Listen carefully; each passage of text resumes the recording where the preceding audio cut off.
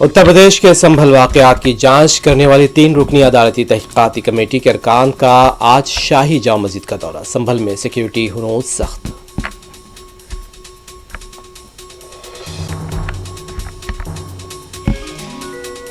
دلی اور اتر پردیش سمیت شمالی ہند کے کئی علاقوں میں سردی میں اضافہ، پہاڑی ریاستوں میں برف باری شروع۔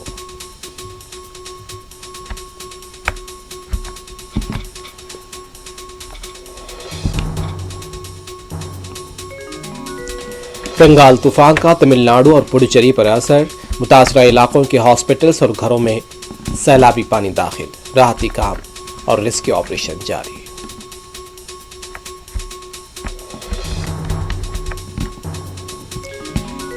ڈالر کی متبادل کرنسی متعارف کرانے پر برکس ممالک کو ٹرمپ کی دھمکی، نئی کرنسی لائیں، نہ ڈالر کی متبادل کرنسی کی حمایت کریں۔